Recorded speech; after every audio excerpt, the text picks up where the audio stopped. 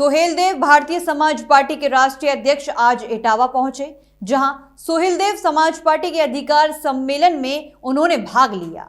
वहीं इस दौरान राष्ट्रीय अध्यक्ष बीजेपी पर जमकर बरसे और सूबे के मुख्यमंत्री के लिए कहा कि वे उन्हें वहां पहुंचाएंगे जहां भीख मांगने की ट्रेनिंग दी जाती है। इटावा जनपद के जसवंत नगर विधानसभा के ब्लॉक ताखा में सोहेलदेव भारतीय समाज पार्टी अधिकारी सम्मेलन का आयोजन किया गया, जहां पार्टी के राष्ट्रीय अध्यक्ष ओम प्रकाश राजभर ने अपने उद्बोधन में कहा कि मैं सदन से कहकर निकला हूं कि प्रदेश के मुख्यमंत्री योगी आदित्यनाथ को वहां पहुंचाऊंगा जहां भीख मांगने की ट्रेनिंग दी जाती है। साथ ही उन्होंने बताया कि 2019 में कुंभ का मेला लगा था, उसमें भारतीय जनता पार्टी द्वारा करोड़ों का घोटाला किया गया है। अब तो कैग की रिपोर्ट भी आ गई है। अगर मोदी चाहे तो योगी की जांच करा ले, उसके बाद योगी स्वयं जेल में होगा, क्योंकि पूरे प्रदेश में योगी सरकार ने लूटपाट मचा रखी है। बाहुबली मुख्तार अंसारी के बारे में बोलते हुए कहा कि पूर्वांचल में जिनको चुनाव जीतना होता है वह मुख्तार अंसारी के दरवाजे पर माथा टेकते हैं, तभी चुनाव जीत पाते हैं। वहां के गरीब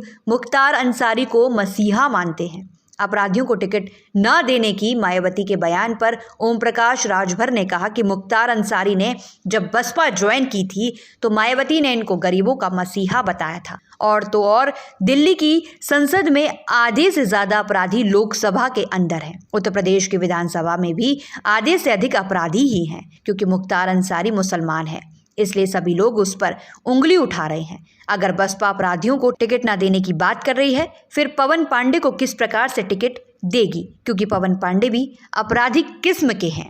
देखिए, पूरे उत्तर प्रदेश में 24 करोड़ आबादी है और 24 करोड़ आबादी में अकेले 43% अति पिछड़ा है और इसके विषय में किसी को दिखाई नहीं दे रहा है। 75 साल से हम इन्हीं को जगा रहे हैं, इन्हीं को बता रहे हैं कि जागो तभी सवेरा है।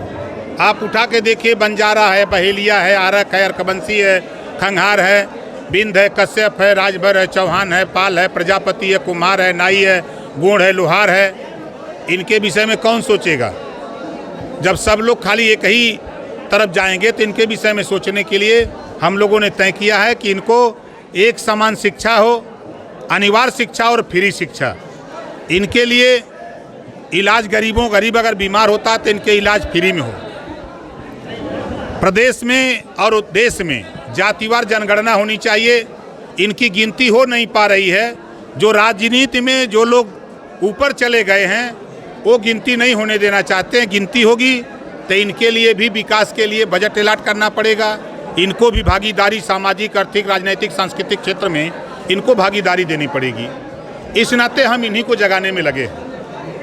जिस तरह से मुख्तार अंसारी को एएमआई जो आपका सहयोगी संगठन है उसने शामिल कर लिया, जबकि मायावती कह रही कि अब हम अपने यहाँ किसी भी अपराधी को टिकट नहीं देंगे। देखिए, एक समय था जब बहुजन समाज पार्टी में मुख्तार अंसारी जी ने ज्वाइन किया तो मायावती जी ने ही कहा था कि ये गरीबों का मसीहा है। मायावती जी के ही शब्द में कह रहा हूँ। और दिल्ली की पार्लियामेंट में आधे से अधिक अपराधी हैं लोकसभा के अंदर, और विधानसभा में उत्तर प्रदेश में देखिए आधे से अधिक अपराधी यहाँ भी हैं।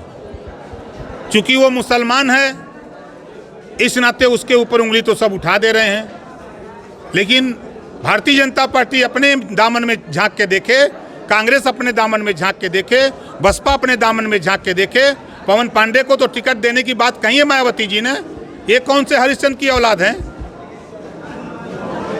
जिस तरह से लगातार मुख्तार अंसारी ने भी कहा कि हमें 5 बार जनता ने चुना है और इस बार जेल से छूट मिली।